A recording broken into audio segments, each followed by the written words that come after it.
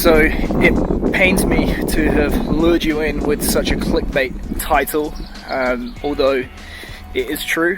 At one point in my coaching career as a strength and conditioning coach, 8 years after graduation, I was earning in the neighborhood of $200,000 a year, depending on the exchange rate and stuff like Brexit. But yeah, I did manage to do that. And now that I've lured you in, hopefully you'll get some value out of this video, because money seems to be one of those topics in coaching that's quite misunderstood regardless of what level you're working at.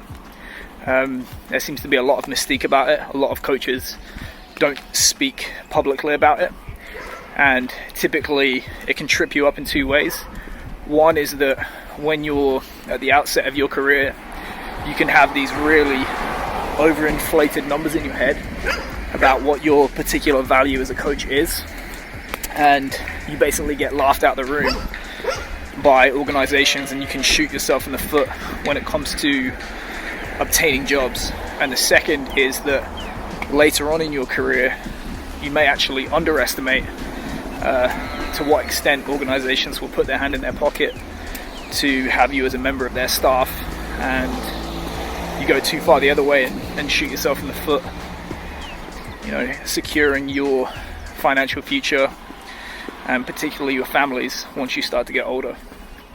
So the purpose of this video, I thought, would be instructive, to just give you a breakdown of each of the 12 years that I was a coach, from graduating in 2008 to stepping away from full-time coaching in October 2020, so that you can hopefully maybe avoid some of the mistakes that I made, maybe double down on some of the things that I did well without knowing it, but looking back I did well, and hopefully use this information to just better navigate the topic of money in your own career.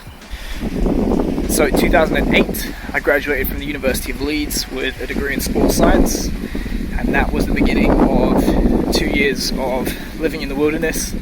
Couldn't even work for free. I did have a couple of interviews for unpaid full-time internships for a couple of different professional sports organizations, and they rightly told me no, because I was a friggin' terrible coach. Was not a coach whatsoever. I was a pseudo researcher, and I had to go off and do a lot of work to try and make myself become a coach. And I've said before that the part-time masters that I took on at the University of Bolton was, although not the most academic, was very helpful in that regard. So year 1, 0. 2009, 0. Still shit. Did a lot of personal training, got a lot of coaching under my belt, even though it was just Gen Pop. Was volunteering for a couple of local rugby teams.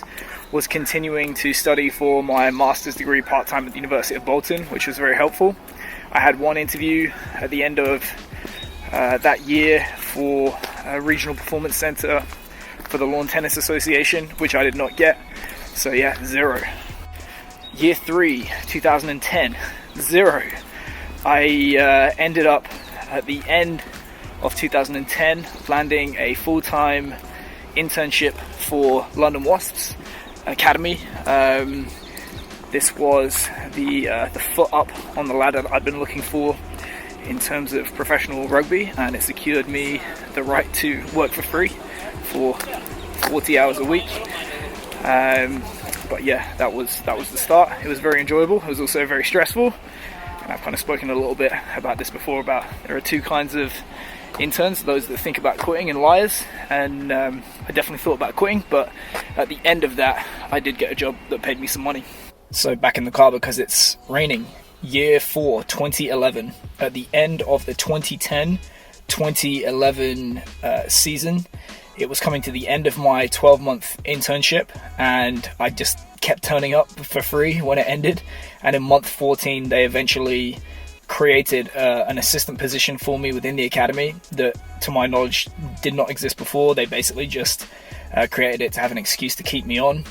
The pay was £10,000 a year, which at the time was about £5,000 below the poverty line for London. So by no means was I able to give up doing the side hustles and other forms of employment. I did also get an opportunity to be an assistant at London Scottish in the Rugby Championship, one league below, with the senior team. I'd actually initially interviewed to be the head, but didn't get it. And I was offered the chance to be an assistant. I thought, well, this is going to be a chance to get more money and prove people wrong. I was told that it was going to be a minimum of £4,000 up to £8,000, and it of course was £4,000. So I ended up doing both those gigs for the remainder of 2011. So probably somewhere in the region of £8,000 for that year. So averaging out over 4 years, £2,000 a year. 2012. Throughout this year, it became readily apparent to me two things. One was that the London Scottish gig was really not for me, just because of the hassle and the money and what I felt I was learning when I worked out on an hourly basis. I just thought, this is respectfully a waste of my time. So I walked away from that and decided to double down on London Wasps. That's where I felt my future was. And I also came to the realization at Wasps that £10,000 a year is not sustainable mentally, spiritually, physically, economically. And what I needed to do was try and position myself for a senior team job, one for my ego and two for the money. And I spent the whole year doing that. I was finishing my master's degree, volunteering for the second team in the A-League, working full-time with the academy and doing the side gigs. And I've said elsewhere, it didn't pay off. I didn't get a senior team job, but there was a reshuffling of the staff, and I did get bumped up to be the head of the academy set up for London Wasps at the end of the 2011-2012 season, and the pay for that was £25,000 a year. So by then I was earning roughly what I would have made as a trainee manager for a supermarket if I'd got straight into the graduate trainee program when I left university. And of course, I was not happy about that. Threw my toys out the pram. I want to work with the senior team. So I was pretty much looking to leave the second that happened, but I did see out the rest of 2012 in that job. 2013 is when the rocket ship kind of took off. Shortly after New Year's Day in 2013, I got a call from a former colleague at London Scottish who wanted to inquire as to my availability for the next season at Rotherham Titans, and I managed to sweet talk him into offering me the head strength and conditioning role with Rotherham in the Championship, with a view to helping him get his feet on the ground, establish himself at the club, and then also appoint a successor for me, because by then I had made the decision to move to Australia in the summer of 2013. So it kind of helped him, it helped me. And about midway through January, I left Wasps to go to Rotherham. It was actually a pay cut. I agreed to go to Rotherham on the condition that they match my wages, so I wouldn't really feel the difference. But they couldn't, so I took a small pay cut just because I really wanted that experience on my resume, and to demonstrate to people that the criticism that I'd had that I couldn't work with an adult team was invalid. And once it's on my resume, they can't take it away from me. So it was probably more than a £1,000 pay cut when I accounted for all of the travel. I was commuting more than an hour each way from Leeds to Rotherham. I had to give up some personal training stuff in London, but career-wise, felt like I was making the correct move, and I really wanted to get that squared away on my resume before I moved to Australia in the summer of 2013. So I arrived in Sydney in the summer of 2013. No connections, no nothing, basically just hit the road, started trying to meet people, establish some relationships, and hopefully get the chance to interview for positions at the close of that season, which in Australia is around October, November time. So I had a lot of time on my hands. I went back into commercial personal training when I arrived in Sydney just to get money in my pocket. And then, through sheer dumb luck, another colleague of mine was working on behalf of Exos with the Argentinian national team. he and I were in communication, bouncing ideas off each other for how they might train, ideas for rugby and so on, and I was just really excited to be a part of that conversation. And when he had a family emergency, I was probably top of mind, and he recommended to Exos to get me out to cover him. They contacted me and I gladly said yes, and dropped the girlfriend, the puppy, the new house, everything, and I was in Buenos Aires on 2 days notice. And again, it was one of those things where even though I had to give up my job, and I knew that if it didn't go well, I'd been told you can be in Argentina for a week, you can be there for 12 weeks, but that's going to be the maximum. I thought if I go out there for a week and I have to come home and I've got no job, I'm going to be really disappointed financially. But ultimately I want it on my resume that I've worked with an international rugby team. They can't take it away from me. So I was going to do it regardless, and I was going to do it regardless of what money they offered me. But they offered me $1,000 a week, which in reality is more than $1,000 a week, because you're not paying for food, you're not paying for accommodation, you're not paying for bills and stuff like that. But I was still paying for it back in Sydney, so let's call it $52,000 a year.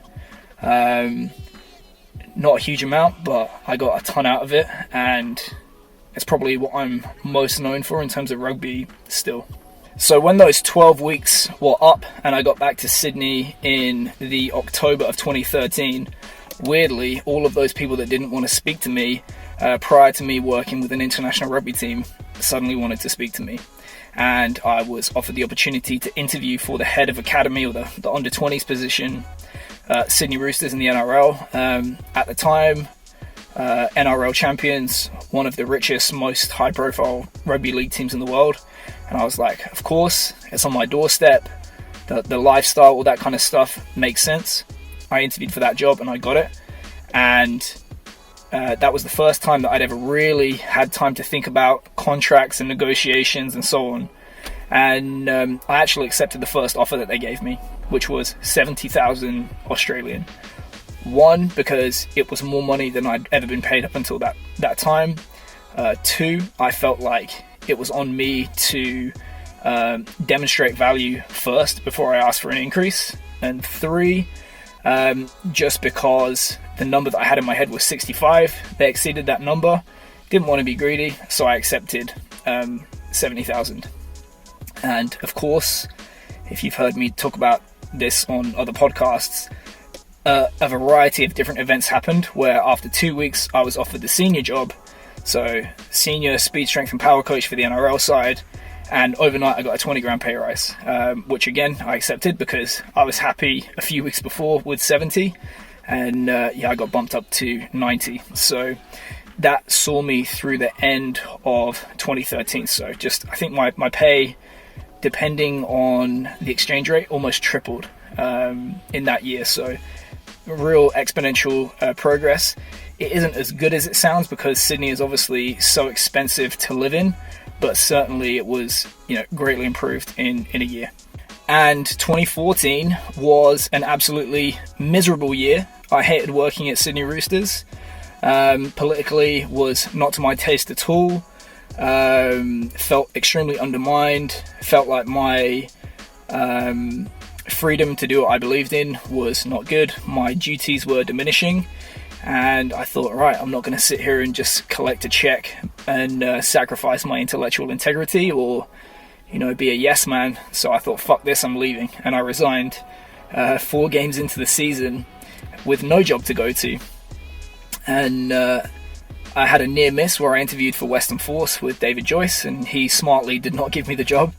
But the next day I spoke to Exos, cap in hand, said, can I please come back?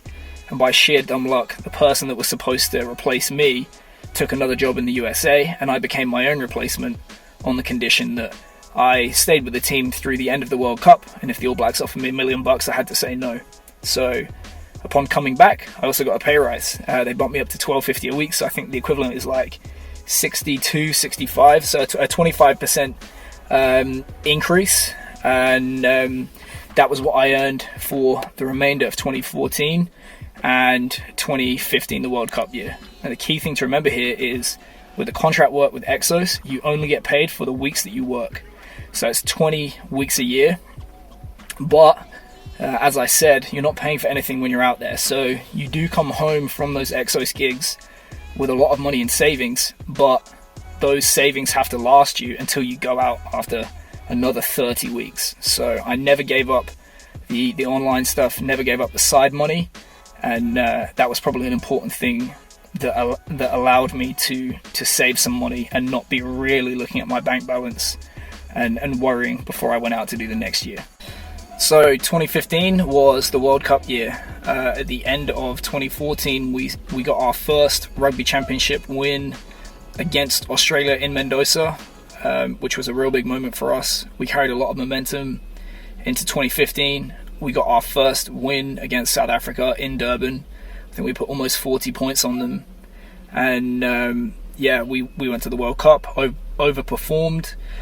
We put, I think it was like 40 points on Ireland in the quarterfinals. We came fourth, just ran out of juice by the end of the tournament.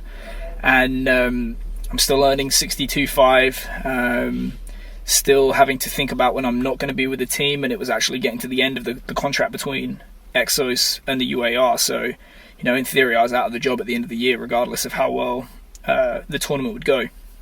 But throughout that year, they'd expressed an interest in me of would I like to join the forthcoming Super Rugby franchise and basically expand the role that I was currently doing for them. So move to Argentina, go full-time, basically be a high performance director overseeing a whole bunch of teams, and just generally being more of a manager rather than a coach. And they said, what would you be interested in earning?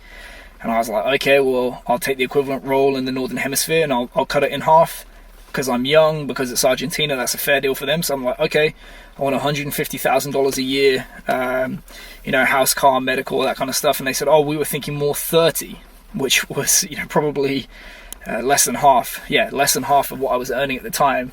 And even with the reduced cost of living was just insane. So that begun a year of basically negotiating back and forth with them. And by the time we got to the end of the World Cup, I basically agreed verbally to stay on for exactly what I was earning at that time, but factoring in the reduced cost of living. So I was happy to take it, just because emotionally at that point with the team, everything was feeling good. I felt like if we could carry that momentum for the next 4 years, it would work really well for us in terms of the World Cup. But at the end of the World Cup, when they decided not to re-sign with Exos exercised their non-compete clause, which meant that contractually I was not able to work with the UAR anymore, and I was out of the job. So I finished November and December of 2015 jobless, so just working for myself and wondering what the next gig was going to be. And the next gig almost turned out to be Ealing Trailfinders. So early in 2016, Alex Codling, who was the guy that had hired me at Rotherham Titans, called me up, wanted to know what I was doing, and he said, what are you doing next year? The first word I said was no, and he said, go on, tell me a number. So I asked for £65,000, and he said, yep, done, which indicated to me that I fucked up and I should have asked for more money, because he said yes straight away.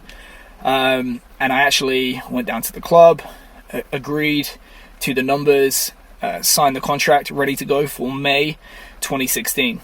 But around this time, an agent that had previously contacted me in 2015 started things in motion for me to be recruited by Toshiba Corporation in the Japanese top league. So the money being talked about in those contracts is basically why I kept that going.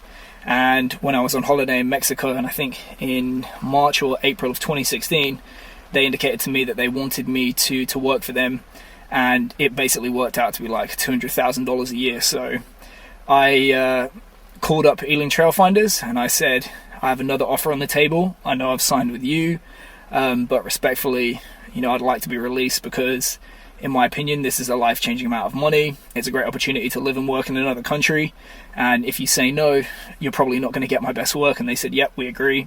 So they released me, and I moved to Tokyo in mid-April of 2016, and that was the job that I had for the next 2 and a bit years. I was at Toshiba until January of 2018.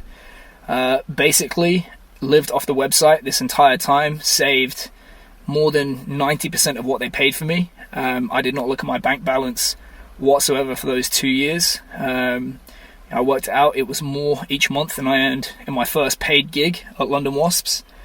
And yeah, I enjoyed things a little bit. I took like nice vacations, spent money on tattoos, all that kind of stuff. But ultimately it was professionally very, very frustrating to basically be told my job by people that didn't know a fraction of what I knew. Relentless adherence to tradition, it does not sit well with me. And I really just decided halfway through that gig in 2017, enough of rugby.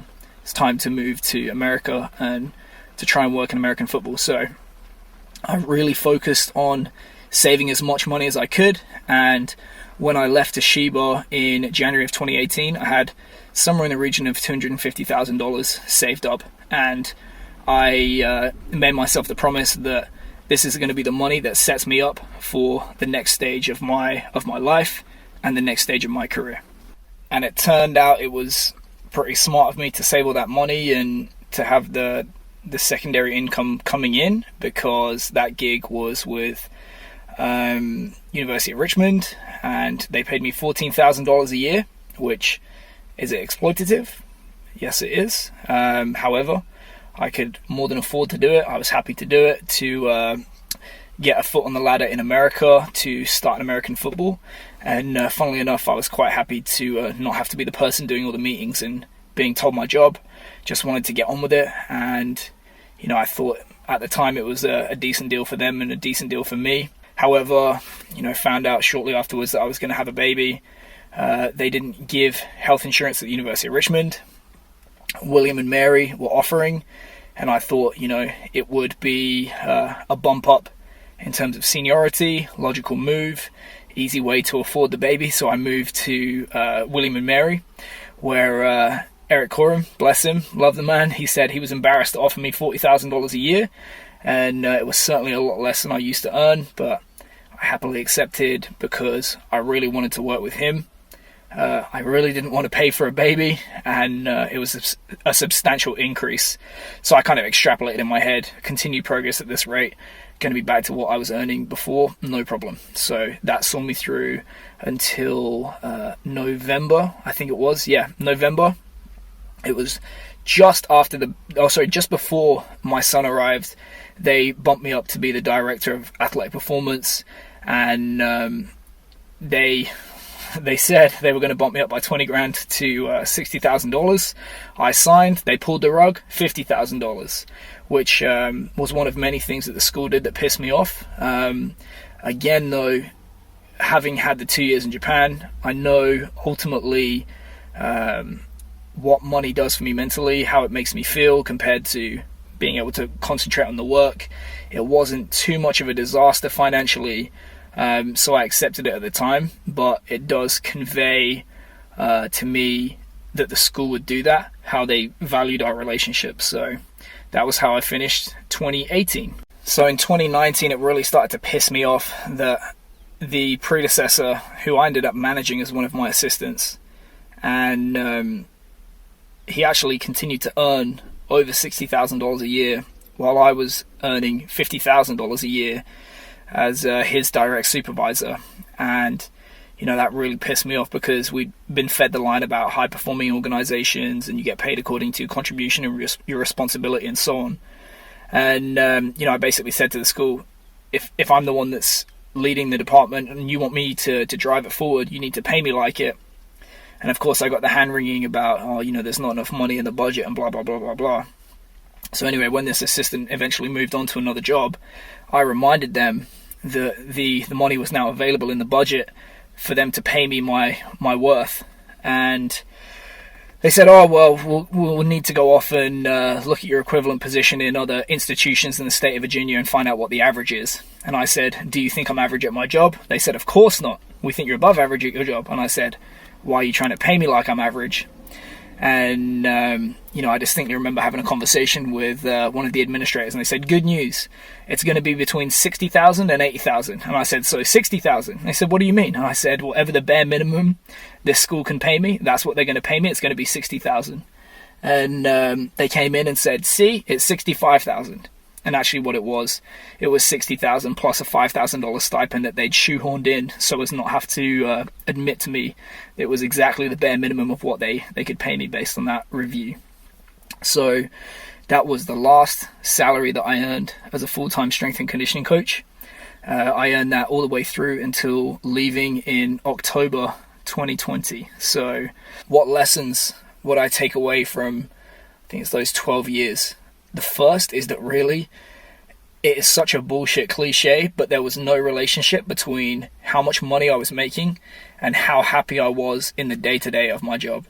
The excitement that I felt as an intern at London Wasps was just as high as the excitement that I felt working in the Japanese top league, even though when I was an intern, my card was getting rejected at the supermarket, and when I finished in Japan, I could just buy a house, albeit a shit one, for cash. To an extent, money is just a story that we tell ourselves about status and all that kind of stuff. Again, it's one of those things that's hard to believe until you've had that amount of money, but really, once you've got food in your stomach, a roof over your head, you can save money for a rainy day. It really does not have a huge bearing on day-to-day happiness. The second is that your value is really dictated by the perceptions of the people that sign the checks.